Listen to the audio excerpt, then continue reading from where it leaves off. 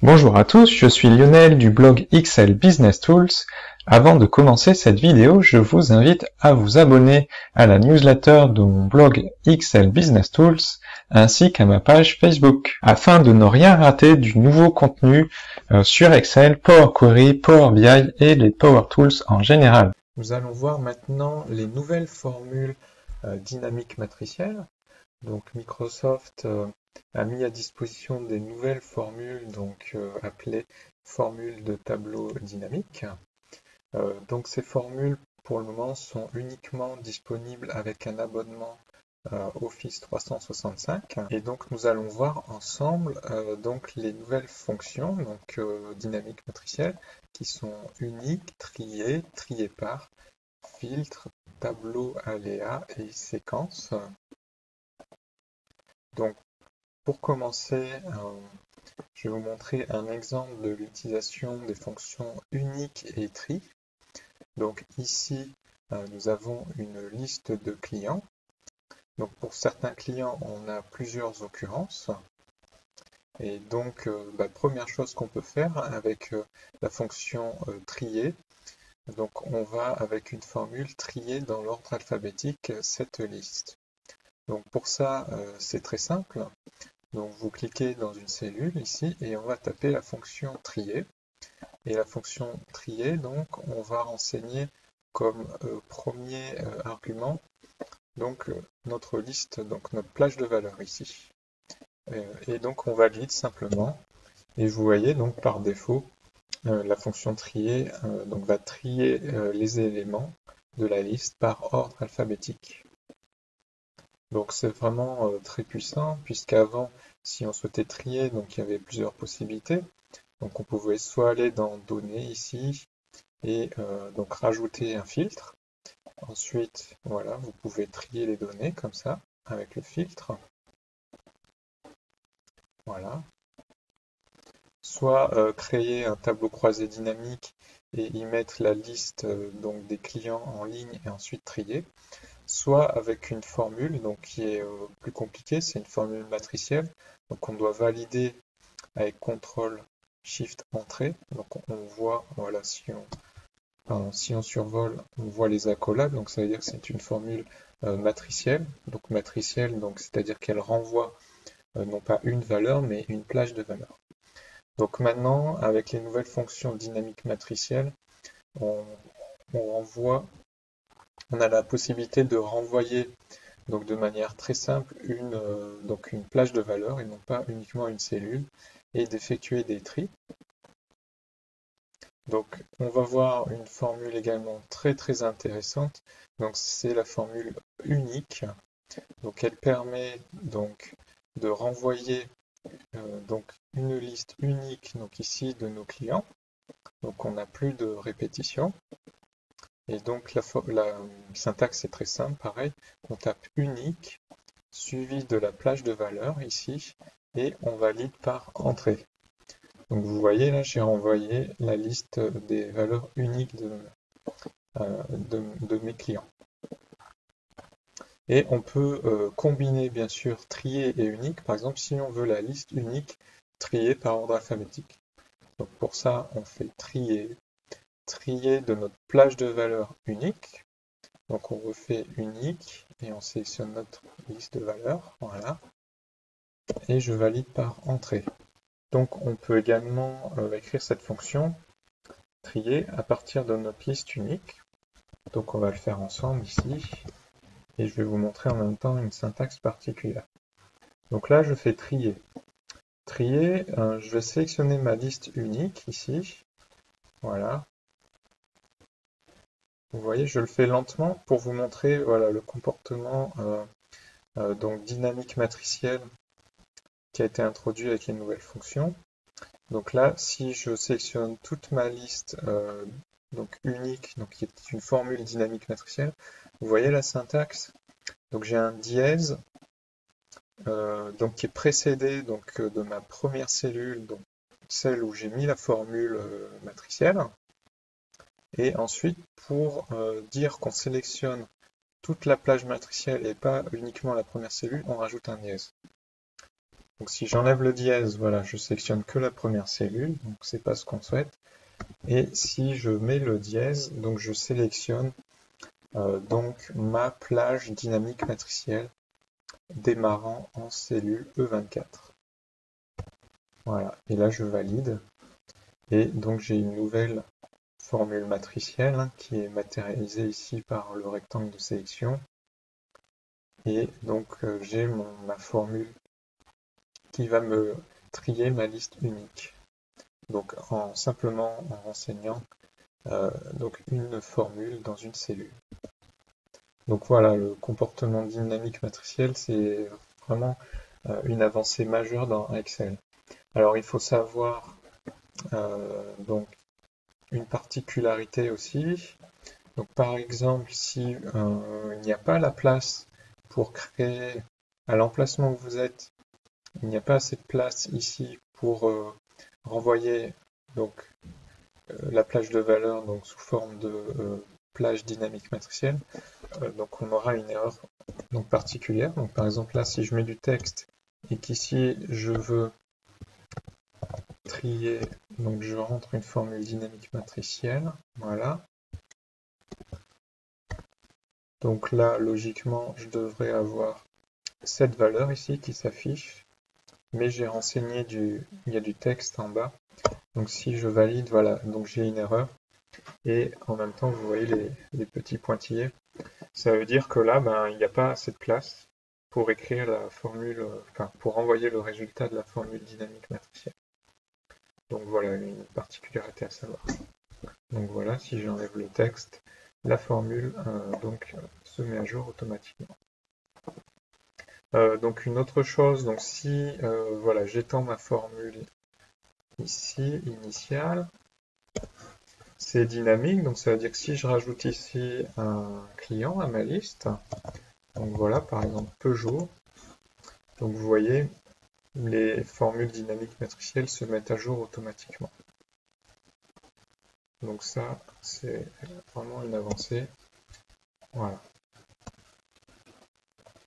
Parce que si on avait voulu le faire, donc la méthode classique hein, avant, voilà, vous êtes obligé d'écrire une formule avec index, équive. Vous avez 3 formules imbriquées et à la fin vous devez valider par CTRL-SHIFT-ENTRée, donc créer une formule matricielle. Voilà, donc plus besoin de ça maintenant. Alors on va voir donc les options de la formule unique ici. Alors par exemple, si vous souhaitez renvoyer uniquement les clients qui apparaissent qu'une fois dans la liste, donc unique permet de le faire. Alors on va renseigner comme tout à l'heure, donc en premier argument, notre plage de clients. En deuxième argument, on met 0 parce que là on travaille dans une colonne, donc on travaille sur des lignes, mais unique peut travailler également sur une seule ligne, donc sur plusieurs colonnes.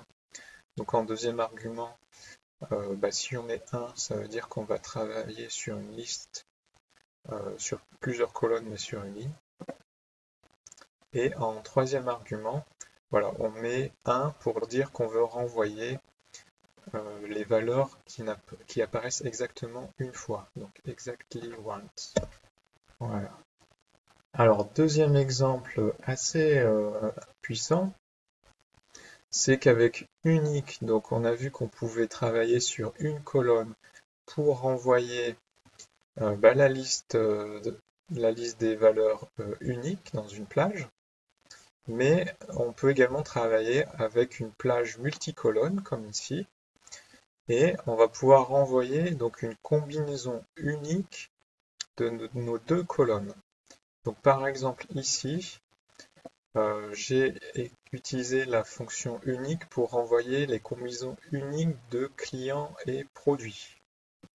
Donc si vous regardez par exemple donc dans la liste originale, donc par exemple pour la marque, le client Jeep, j'ai plusieurs fois la combinaison Jeep et Renegan, le nom du produit. Pour Honda aussi, j'ai plusieurs fois la même combinaison Honda Civic. Donc si j'utilise unique, je vais avoir une combinaison, enfin une liste des combinaisons uniques clients et produits. Donc pour ça, en fait, il suffit de sélectionner non pas une colonne, mais votre plage de valeurs ici, et vous validez par entrée. Donc vous voyez le résultat. On a toutes les combinaisons uniques. Donc Honda Civic apparaît une fois, Jeep Renegade apparaît une fois. Alors nous allons voir maintenant un troisième exemple, donc avec la nouvelle fonction trier par. Alors trier, on a vu trier pour trier une seule colonne par ordre alphabétique, et on peut également trier dans l'ordre croissant ou décroissant. Et avec trier par, on va pouvoir donc trier donc une plage de valeurs et lui spécifier par quelle colonne, vu qu'on travaille sur une plage multicolonne, par quelle colonne on souhaite trier notre plage. Est-ce qu'on souhaite trier la plage par les produits, par exemple, ou par le nombre de ventes, ou par responsable, donc par ordre alphabétique. Et encore plus puissant, c'est qu'avec trier par, on n'est pas limité qu'au tri par une seule colonne, mais on peut également faire un tri multicolonne. Donc on peut imbriquer différents tris, par exemple. On peut dire, comme ici, je veux d'abord trier donc ma table par les noms des responsables, et ensuite je veux trier par le nombre de ventes. Donc c'est exactement ce que j'ai fait ici. Donc je vais vous montrer dans l'exemple comment faire. Donc on tape trier par. La plage de valeurs donc à trier, donc vous sélectionnez votre plage entière ici. Trier par, donc on sélectionne donc la première colonne. Donc par quelle colonne on veut commencer à trier. Donc notre tableau 1 ici à trier, donc on va commencer par trier par les responsables. En argument, donc quel est l'ordre de tri de cette première colonne? Donc 1 pour ordre croissant, ordre alphabétique, et -1 pour ordre décroissant. Donc ici on choisit 1, donc l'ordre alphabétique. Et donc vous voyez, on peut ajouter d'autres colonnes de tri. Donc là j'en ai fait une deuxième, mais on n'est pas limité. On peut aller plus loin que 3 par exemple. Et donc là j'ai deuxième critère de tri, donc c'est ma colonne des ventes. Donc on va trier les ventes par ordre décroissant. Donc là j'ai sélectionné ma colonne des ventes. Voilà. Et en critère pour trier par la colonne des ventes, j'ai mis -1, donc par ordre décroissant. Donc afin d'afficher en premier le nombre de ventes le plus important. Et on valide par entrée. Donc vous voyez, c'est vraiment une fonction très puissante d'Excel, c'est-à-dire qu'on peut réaliser des tris imbriqués. On n'est plus limité qu'à un seul tri, enfin une seule colonne pour trier. Voilà. Et en fait, c'est dynamique. Donc, si vous ajoutez des données ici, bien sûr que le tri va être mis à jour automatiquement. Alors, un quatrième exemple, si on souhaite, par exemple, faire un tri par ordre aléatoire, voilà, ça peut être intéressant si vous souhaitez faire un tirage au sort, par exemple. Et donc là, on a une liste de valeurs unique. Et donc, pour faire un tri par ordre aléatoire, on y va en 2 étapes. Donc, en première étape, on renseigne une liste de nombres aléatoires. Donc, c'est ce que j'ai fait ici, avec la formule tableau.aléa suivi de l'argument le nombre de valeurs. Donc ici, c'est 8, on a 8 valeurs à trier. Tableau.aléa, on verra plus tard dans une vidéo prochaine. Donc, tableau aléa permet de renvoyer donc une liste de nombres aléatoires. Voilà. Par défaut, entre 0 et 1. Voilà, donc ce qu'il faut juste savoir ici, c'est que tous ces nombres sont uniques. Donc en fait, ils peuvent être rangés par ordre décroissant. Donc là, ils sont uniques et ils sont aléatoires, donc ils ont un ordre aléatoire. Donc une fois qu'on a cette liste de nombres aléatoires, on va utiliser trier par. Alors, trier par, donc en premier argument, on renseigne notre liste à trier. Donc voilà, ici, c'est voilà, le premier argument. Donc je sélectionne ma liste à trier. Et en deuxième argument, c'est ma liste de tri. Donc il faut sélectionner les nombres qui représentent les index en fait, donc par les index pour trier la liste. Donc là, je vais sélectionner voilà, ma liste de nombres aléatoires. Et je fais valider. Donc vous voyez là, j'ai un tri totalement aléatoire qui dépend de ces chiffres aléatoires. Voilà, si je refais entrer, je vais avoir une nouvelle liste de nombres aléatoires. Et donc vous voyez un nouveau tri aléatoire.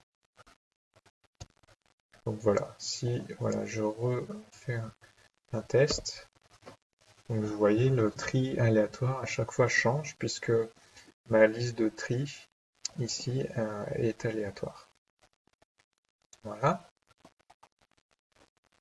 Alors un cinquième exemple, jusqu'à présent on a vu comment ordonner quand on est dans une colonne ou donc en tout cas en ligne, mais on peut également ordonner des colonnes. Donc là j'ai un tableau avec des produits, des quantités et des années, mais qui sont pas triés.